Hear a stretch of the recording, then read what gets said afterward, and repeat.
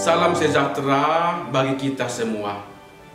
Hari ini, Jumat 12 November 2021, bersama dengan saya, Pastor Christian Lumbanggaul Kapusin, kita akan merenungkan perikop Injil Lukas bab 17 ayat 26 sampai 37. Dan sama seperti terjadi pada zaman Nuh, demikian pula lah halnya kelak pada hari-hari anak manusia.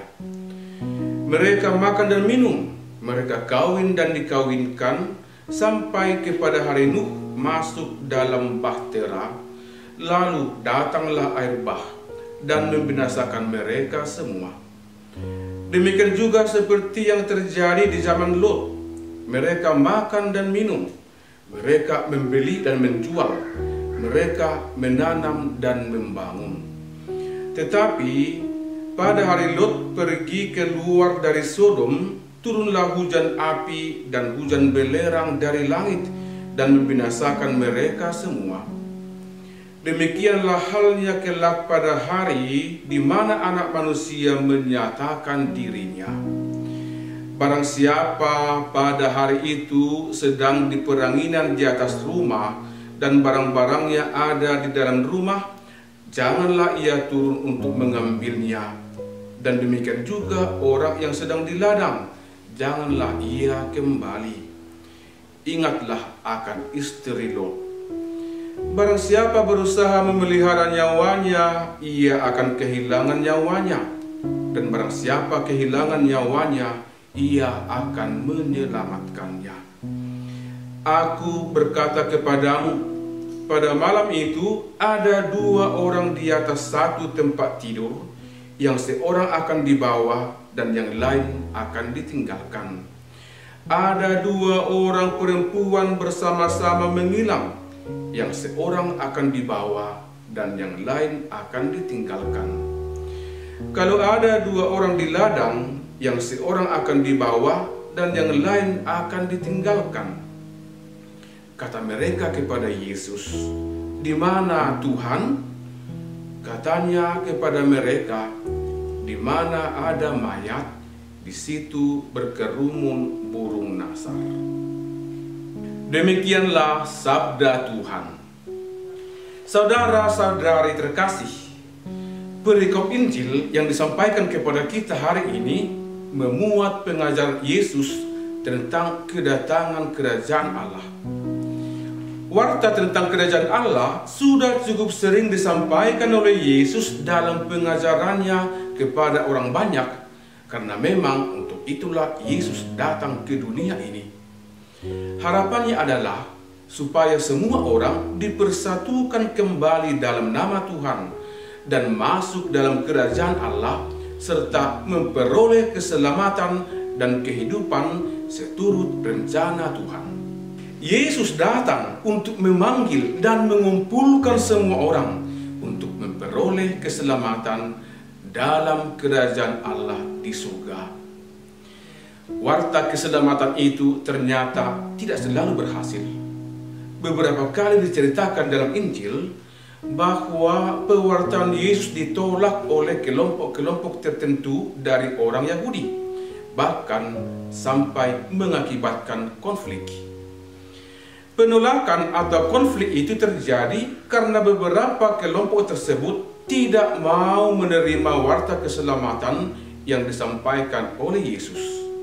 Mereka sudah merasa nyaman dengan tradisi dan tidak mau diusik dengan pemahaman baru yang diajarkan oleh Yesus tentang keselamatan dan kerajaan Allah. Meskipun ada penolakan, misi Yesus tidak berhenti. Dia tetap melangkah maju dan tak ada yang boleh menghalangi hingga warta keselamatan itu disampaikan kepada semua orang, terwujud dan berbuah. Hal itu dapat kita lihat dari perikop Injil pada hari ini. Yesus menyampaikan pengajarannya dengan tegas bahwa kerajaan Allah itu pasti terwujud. Perwujudannya secara sempurna akan tampak dalam kehidupan selanjutnya ketika Yesus datang kembali dalam kemuliaannya. Saudara-saudari terkasih, pesan pertama yang disampaikan dalam perikop ini adalah Yesus adalah Mesias yang mewartakan kerajaan Allah. Dia datang untuk mempersiapkan dan menuntun orang menuju kerajaan Allah itu. Kepenuhannya terlaksana pada saat kedatangannya dalam kemuliaannya kelak. Dan dialah tanda yang turun dari surga, yang mengajak orang untuk percaya dan melihat tanda kehadiran kerajaan Allah. Tanda itu telah nyata dan hadir di dunia ini. Kehadiran tanda itu disampaikan Yesus melalui ungkapan simbolis. Ketika orang bertanya kepadanya dalam perikop Injil ini, "Di mana Tuhan?" Dan Yesus menjawab, "Di mana ada mayat, di situ berkerumun burung nasar." Jawaban itu mengajak manusia memahami tanda-tanda kehadiran Tuhan yang datang melalui tanda, yakni dirinya sendiri, Yesus sendiri. Dan setiap orang tahu bahwa di mana ada mayat, di situ berkerumun burung nasar. Dengan simbolisasi itu, Yesus hendak menyampaikan bahwa kehadirannya adalah sebagai tanda nyata yang hadir di dunia ini untuk mengumpulkan semua orang. Di mana Yesus hadir, di situ pula orang akan berkumpul dan bersatu dengannya. Pesan selanjutnya dari perikop ini adalah agar manusia, para pendengarnya, termasuk kita semua, selalu dan terus-menerus mempersiapkan diri menyambut kedatangan Anak Manusia kelak dalam kemuliaannya. Penekanan itu dapat kita lihat dari kisah-kisah yang diangkat oleh Yesus dari peristiwa Perjanjian Lama, seperti yang terjadi dalam zaman Nuh dan zaman Lot. Pada zaman Nuh dan Lot terjadi penghukuman dari Allah karena manusia hidup seturut keinginannya dan menjauh dari Allah. Akibatnya terjadi bencana, bahkan kematian, akibat banjir yang melanda dunia dan kobaran hujan api dan belerang. Hanya orang-orang yang percaya kepada Tuhan dan berbuat baik dalam hidup akhirnya memperoleh keselamatan. Nuh dan Lot bersama keluarganya. Lewat kisah-kisah tersebut, Yesus mengingatkan pendengarnya akan peristiwa-peristiwa duka atau bencana yang terjadi sebagai akibat dari hilangnya iman, hilangnya relasi dengan Allah, terjadinya sikap manusia yang hidup seturut kemauan semata dan menjauh dari sikap moral dan perilaku hidup yang baik yang dikehendaki oleh Tuhan. Selanjutnya, perikop Injil hari ini juga berpesan kepada kita semua agar kita selalu mempersiapkan diri menyambut kedatangan Tuhan yang kedatangannya tidak kita ketahui dengan pasti.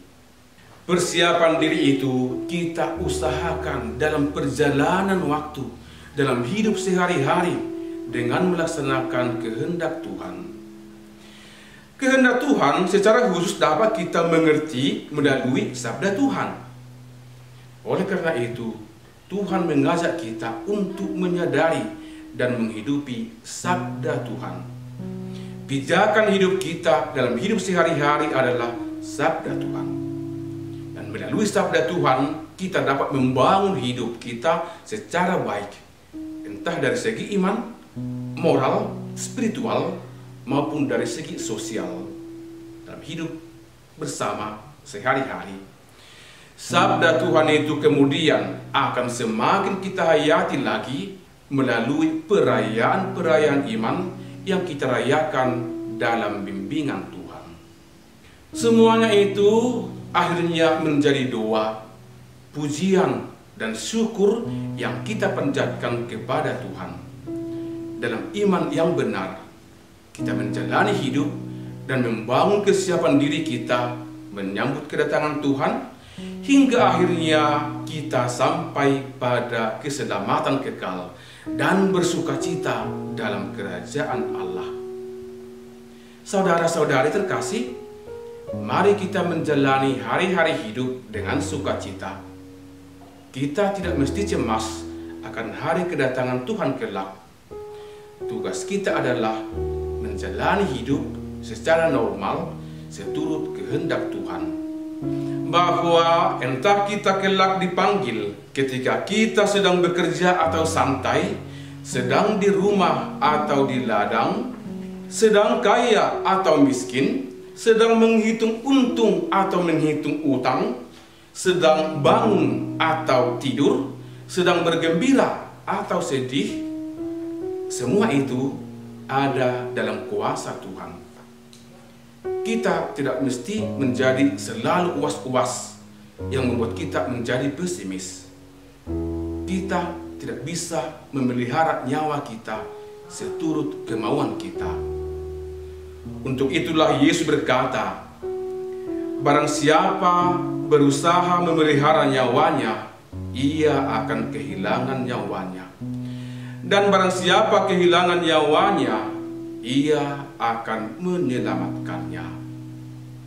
Maka, mari bersyukur atas nyawa yang diberikan kepada kita.